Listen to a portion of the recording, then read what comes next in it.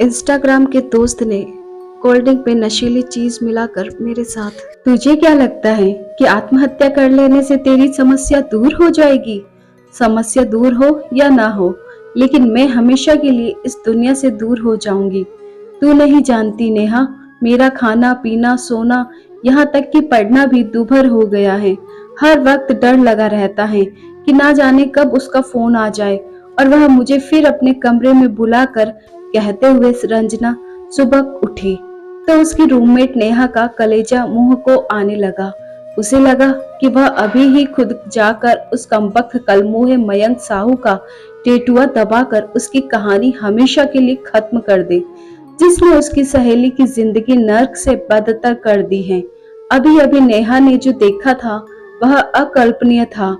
रंजना खुदकुशी करने पर आमादा हो आई थी, जिसे उसने जैसे तैसे रोका था, लेकिन साथ ही वह खुद भी घबरा गई थी। उसे इतना जरूर समझ आ गया था कि अगर थोड़ा वक्त रंजना से बातचीत कर गुजार दिया जाए तो उसके सिर से अपनी जिंदगी खत्म कर लेने का ख्याल उतर जाएगा। लेकिन उसकी इस सोच को कब तक रोका जा सकता है? आज नहीं तो कल रंजना परेशान होकर फिर यह कदम उठाएगी। वह हर वक्त तो रूम पर रह नहीं सकती। रंजना को समझाने के लिए वह बड़े बूढ़ों की तरह बोली, इसमें तेरी तो कोई गलती नहीं है, फिर क्यों किसी दूसरे के गुनाह की सजा खुद को दे रही है? यह मत सोच कि इससे उसका कुछ बिगड़ेगा, उल्टे तेरी इस बुजदिली से उसे शह और छूट ही मिलेगी। फिर वह बेखौफ होकर न जाने कितनी लड़कियों की जिंदगी बर्बाद करेगा। इसलिए हिम्मत करके उसे सबक सिखा। यह बुजदिली तो कभी भी दिखाई जा सकती है।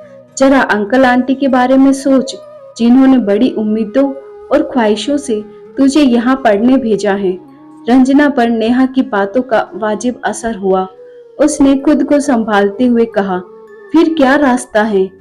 वह कहने भर से मानने वाला होता तो 3 महीने पहले ही मान गया होता। जिस दिन वह तस्वीरें और वीडियो सोशल मीडिया पर वायरल कर देगा, उस दिन मेरी जिंदगी तो खुद ही खत्म हो जाएगी। जिन मम्मी पापा की तू बात कर रही है, उन पर क्या गुजरेगी? वे तो सिर उठाकर चलने लायक तो क्या, कहीं मुंह दिखाने लायक भी नहीं रहेंगे। एक रास्ता है, नेहा ने मुद्दे की बात पर आते हुए कहा, बशर्ते तू थोड़ी सी हिम्मत और सब्र से काम ले तो यह परेशानी चुटकियों में हल हो जाएगी। माहौल को हल्का बनाने की गरज से नेहा ने सचमुच चुटकी बजा डाली। क्या? मुझे तो कुछ नहीं सूझता। कोड रेड पुलिस, वह तुझे इस चक्रव्यूह से ऐसे निकाल सकती है कि सांप भी मर जाएगा और लाठी भी नहीं टूटेगी। कोड रेड पुलिस के बारे में रंजना ने सुन रखा था कि पुलिस की एक यूनिट है जो खास तौर से लड़कियों की सुरक्षा के लिए बनाई गई है और एक कॉल पर आ जाती है। ऐसे कई समाचार उसने पढ़े और सुने थे कि कोड रेड ने मनचलों को सबक सिखाया या फिर मुसीबत में पड़ी लड़की की तुरंत मदद की। रंजना को नेहा की बातों से आशा की एक किरण दिखी, लेकिन संदेह का धुंधलका अभी भी बरकरार था कि पुलिस वालों पर कितना भरोसा किया जा सकता है और बात ढकी मुंदी रह पाएगी या नहीं। इससे भी ज्यादा अहम बात यह थी कि वे तस्वीरें और वीडियो वायरल नहीं होंगे, इसकी क्या गारंटी है? इन सब सवालों का जवाब नेहा ने यह कहकर दिया कि एक बार भरोसा तो करना पड़ेगा, क्योंकि इसके अलावा कोई और रास्ता नहीं है। मयंक दरअसल उसकी बेबसी, लाचारगी और डर का फायदा उठा रहा है। एक बार पुलिस के लपेटे में आएगा तो सारी धमाचोकड़ी भूल जाएगा और शराफत से फोटो और वीडियो डिलीट कर देगा, जिनकी धौंस दिखाकर वह न केवल रंजना की जवानी से मनमाना खिलवाड़ कर रहा था, बल्कि उससे पैसे भी ऐंठ रहा था। 20 वर्षीय रंजना और नेहा के बीच यह बातचीत बीती अप्रैल के तीसरे सप्ताह में हो रही थी। दोनों जबलपुर के मदन महल इलाके के एक हॉस्टल में एक साथ रहती थी और अच्छी फ्रेंड्स होने के अलावा आपस में कजिन्स भी थी। रंजना यहाँ जबलपुर के नजदीक के एक छोटे से शहर से आई थी और प्रतिष्ठित परिवार से थी। आते वक्त खास तौर से मम्मी ने उसे तरह तरह से समझाया था कि लड़कों से दोस्ती करना हर्ज की बात नहीं है, लेकिन उनसे तयशुदा दूरी बनाए रखना जरूरी है। बात केवल दुनिया की ऊंच नीच समझाने की नहीं, बल्कि अपनी बड़ी हो गई नन्ही परी को आंखों से दूर करते वक्त ढेरों दूसरी नसीहतें देने की भी थी कि अपना ख्याल रखना, खूब खाना पीना, मन लगाकर पढ़ाई करना और रोज सुबह शाम फोन जरूर करना, जिससे हम लोग बेफिक्र रहें। यह अच्छी बात थी कि रंजना को बतौर रूममेट नेहा मिली थी, जो उनकी रिश्तेदार भी थी। जबलपुर आकर रंजना ने हॉस्टल में अपना बोरिया बिस्तर जमाया और पढ़ाई लिखाई और कॉलेज में व्यस्त हो गई। मम्मी पापा से रोज बात हो जाने से वह होम सिकनेस का शिकार होने से बची रही। जबलपुर में उसकी जैसी हजारों लड़कियां थीं जो आसपास के इलाकों से पढ़ने आई थी। उन्हें देखकर भी उसे हिम्मत मिलती थी। मम्मी की दी सारी नसीहतें तो उसे याद रही, लेकिन लड़कों वाली बात वह भूल गई। खाली वक्त में वह भी सोशल मीडिया पर वक्त गुजारने लगी, तो देखते ही देखते फेसबुक पर उसके ढेरों फ्रेंड्स बन गए। व्हाट्सएप और फेसबुक से भी उसे बोरियत होने लगी, तो उसने इंस्टाग्राम पर भी अकाउंट खोल दिया। इंस्टाग्राम पर वह कभी कभार अपनी तस्वीरें शेयर करती थी, लेकिन जब भी करती थी तब उसे मयंक साहू नाम के युवक से जरूर लाइक और कमेंट मिलता था। इससे रंजना की उत्सुकता उसके प्रति बढ़ी और जल्द ही दोनों में हाय हेलो होने लगी। यही हाय हेलो होते होते दोनों में दोस्ती भी हो गई। बातचीत में मयंक उसे शरीफ घर का महसूस हुआ, तो शिष्टाचार और सम्मान का पूरा ध्यान रखता था। दूसरे लड़कों की तरह उसने उसे प्रपोज नहीं किया था। मयंक बुनने लगा जाल 20 साल की हो जाने के बाद भी। रंजना ने कोई बॉयफ्रेंड नहीं बनाया था, लेकिन जाने क्यों मयंक की दोस्ती की पेशकश वह कबूल कर बैठी, जो हॉस्टल के रूम से बाहर जाकर भी विस्तार लेने लगी। मेल मुलाकातों और बातचीत में रंजना को मयंक में किसी तरह का हल्कापन नजर नहीं आया। नतीजतन उसके प्रति उसका विश्वास बढ़ता गया और यह धारणा भी खंडित होने लगी कि सभी लड़के छिछोरे टाइप के होते हैं। मयंक भी जबलपुर के नजदीक गाडरवारा कस्बे से आया था। यह इलाका अरहर की पैदावार के लिए देश भर में मशहूर है। बातों ही बातों में मयंक ने उसे बताया था कि पढ़ाई के साथ साथ वह एक कंपनी में पार्ट टाइम जॉब भी करता है, जिससे अपनी पढ़ाई का खर्च खुद उठा सके। अपने इस बॉयफ्रेंड का यह स्वाभिमान भी रंजना को रिझा गया था। कैंट इलाके में किराए के कमरे में रहने वाला मयंक कैसे रंजना के इर्द गिर्द जाल बुन रहा था, इसकी उसे भनक तक नहीं लगी। दोस्ती की राह में फूंक फूंक कर कदम रखने वाली रंजना को यह बताने वाला कोई नहीं था कि कभी कभी यूं ही चलते चलते भी कदम लड़खड़ा जाते हैं।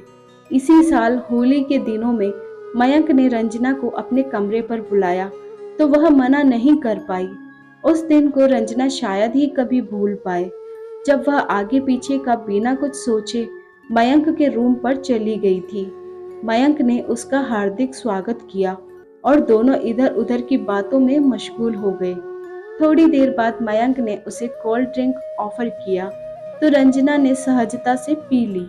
रंजना को यह पता नहीं चला कि कोल्ड ड्रिंक में कोई नशीली चीज मिली हुई है, लिहाजा धीरे धीरे वह होश खोती गई और थोड़ी देर बाद बेसुध होकर बिस्तर पर लुढ़क गई।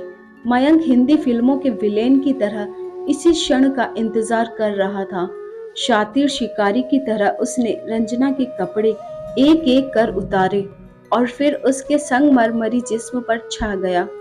कुछ देर बाद जब रंजना को होश आया, तो उसे महसूस हुआ कि कुछ गड़बड़ हुई है, पर क्या हुई है यह उसे तब समझ में नहीं आया। मयंक ने ऐसा कुछ जाहिर नहीं किया जिससे उसे लगे कि थोड़ी देर पहले ही उसका दोस्त उसे कली से फूल और लड़की से औरत बना चुका है। दर्द को दबाते हुए लड़खड़ाती रंजना वापस हॉस्टल आकर सो गई। कुछ दिन ठीक ठाक गुजरे, लेकिन जल्द ही मयंक ने अपनी असलियत उजागर कर दी। उसने एक दिन जब उस दिन का वीडियो और तस्वीरें रंजना को दिखाई, तो उसे अपने पैरों के नीचे से जमीन खिसकती नजर आई। खुद की ऐसी वीडियो और फोटो देखकर शरीफ और इज्जतदार घर की कोई लड़की शर्म से जमीन में धंस जाने की दुआ मांगने लगती। ऐसा ही कुछ रंजना के साथ हुआ। दोस्त नहीं, वह निकला ब्लैकमेलर। वह रोई, गिड़गिड़ाई, मयंक के पैरों में लिपट गई कि वह यह सब वीडियो और फोटो डिलीट कर दे, लेकिन मयंक पर उसके रोने गिड़गिड़ाने का कोई असर नहीं हुआ। तुम आखिर चाहते क्या हो? थक हार कर उसने सवाल किया तो जवाब में ऐसा लगा मानो सैकड़ों प्राण अजीत, रंजीत, प्रेम चोपड़ा और शक्ति कपूर धूर्तता से मुस्कुरा कर कह रहे हो कि हर चीज की एक कीमत होती है जाने मन। यह कीमत थी मयंक के साथ फिर वही सब अपनी मर्जी से करना जो उस दिन हुआ था। इसके अलावा उसे पैसे भी देने थे। अब रंजना को समझ आया कि उसका दोस्त या आशिक जो भी था ब्लैकमेलिंग पर उतारू हो आया था और उसकी बात न मानने का खामियाजा क्या क्या हो सकता है इसका अंदाजा भी वह लगा चुकी थी। मरती क्या न करती की तर्ज पर रंजना ने उसकी शर्तें मानते हुए उसे शरीर के साथ साथ 10,000 रुपए भी दे दिए, लेकिन उसने उसकी तस्वीरें और वीडियो डिलीट नहीं किए। उल्टे अब वह रंजना को कभी भी अपने कमरे पर बुलाकर मनमानी करने लगा था। साथ ही वह उससे पैसे भी झटकने लगा था। रंजना चूंकि जरूरत से ज्यादा झूठ बोलकर मम्मी पापा से पैसे नहीं मांग सकती थी, इसलिए एक बार तो उसने मम्मी की सोने की चेन चुरा कर ही मयंक को दे दी।